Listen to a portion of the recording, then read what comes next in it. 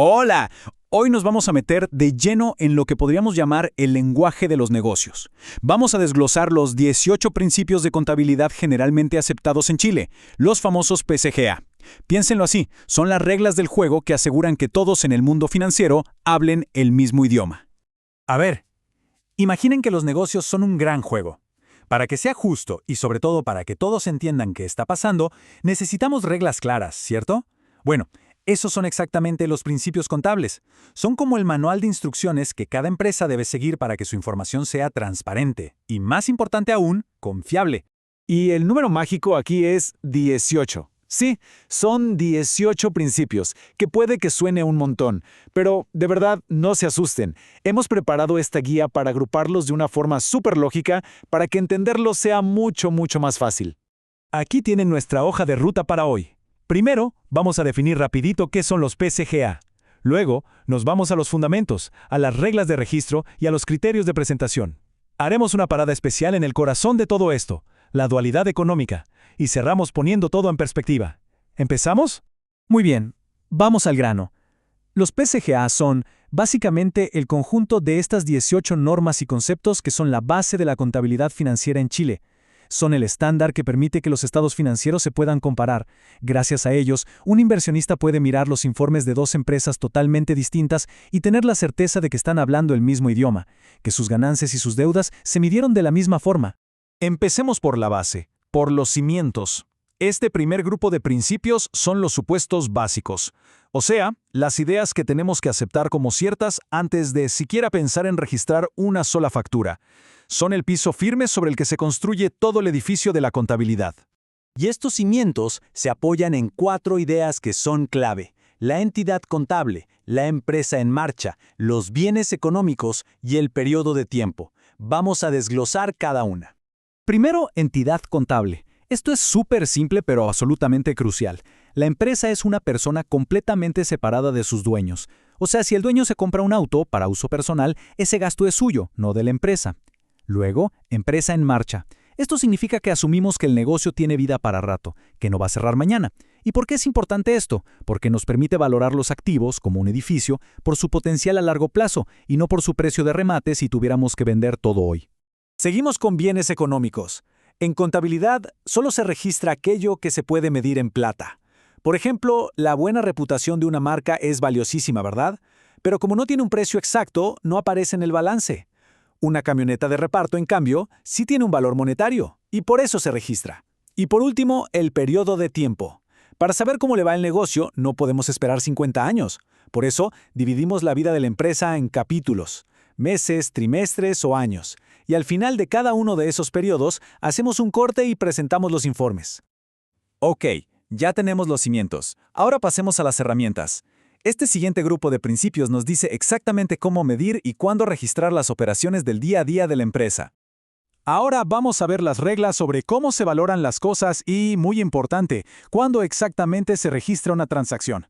Estos principios son clave porque afectan directamente las cifras de ganancias y pérdidas que vemos en los informes.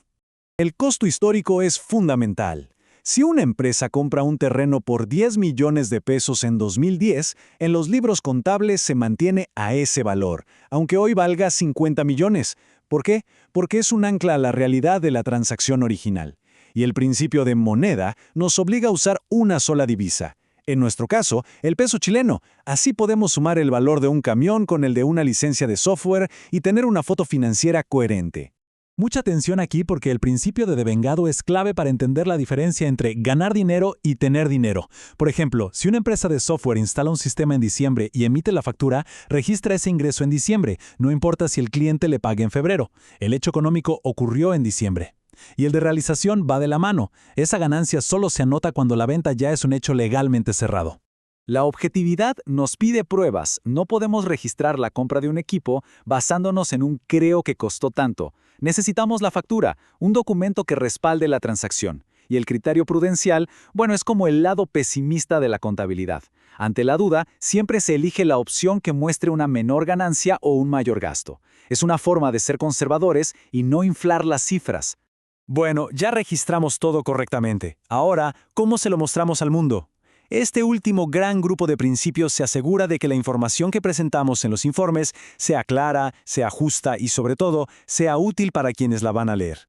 En esta parte nos vamos a enfocar en la justicia, la consistencia y la claridad. Todo se trata de cómo presentar la información de una manera que todos los interesados, ya sean dueños, bancos o el gobierno, puedan entenderla sin ningún tipo de sesgo. La equidad es, básicamente, imparcialidad. Los estados financieros no se pueden maquillar para que la empresa se vea mejor ante un banco o para pagar menos impuestos. Tienen que ser un reflejo fiel de la realidad, y la uniformidad es consistencia. Si un año se valora el inventario de una forma, no se puede cambiar al año siguiente solo porque conviene. Hay que usar los mismos métodos para que las cifras sean comparables en el tiempo. El principio de exposición es súper directo. Las empresas no pueden operar en secreto. Deben publicar sus estados financieros para que todos puedan ver su situación. Y la relación fundamental nos dice que todos estos informes están conectados. No son islas. Por ejemplo, la ganancia final que se muestra en el estado de resultados de un año tiene que aparecer luego en el balance general. Todo tiene que calzar. Y con esto hemos llegado al núcleo, al motor de toda la contabilidad moderna. Este es el principio que garantiza que el sistema siempre esté en un equilibrio perfecto, como una balanza que nunca, pero nunca, se desnivela. Y esta frase es simplemente brillante porque resume a la perfección la idea. Cada transacción tiene dos caras, una dualidad. Esto es lo que da origen a la famosa contabilidad por partida doble, un sistema donde cada movimiento se registra en al menos dos cuentas para mantener todo en balance. Formalmente, este es el principio de dualidad económica. Pensemos en el debe como el destino de los recursos y en el haber como el origen. Y siempre tienen que ser iguales. Por ejemplo, si compramos una máquina por 100, ese es un activo que entra y se anota en el debe, pero esa plata tuvo que salir de algún lado, ¿no? O salió del banco, que es otro activo que disminuye y se anota en el haber, o pedimos un crédito, que es una deuda que nace y también se anota en el haber. 100 que entran por un lado, 100 que se justifican por el otro. El equilibrio es perfecto. Ya para ir cerrando, es súper importante entender que estos principios no son algo estático escrito en piedra. La contabilidad es un lenguaje vivo que está en constante evolución, en su evolución y sobre todo globalización. En Chile, y en realidad en gran parte del mundo, ha habido un movimiento gigante para adoptar las normas internacionales de información financiera, o NIF. ¿Y cuál es el objetivo? Simple, crear un único conjunto de reglas contables de alta calidad que funcione en todo el planeta. Esto facilita muchísimo la inversión y el comercio entre países. Y para terminar, les dejo una pregunta para pensar. Ahora que ya conocemos la teoría, ¿qué ejemplo práctico se les ocurre para el principio de devengado? Piensen en una empresa de servicios, como una consultora, o en una tienda que vende a crédito. Reflexionar sobre esto es la mejor manera de que todo este conocimiento realmente se quede con nosotros. Muchas gracias por acompañarnos en esta guía.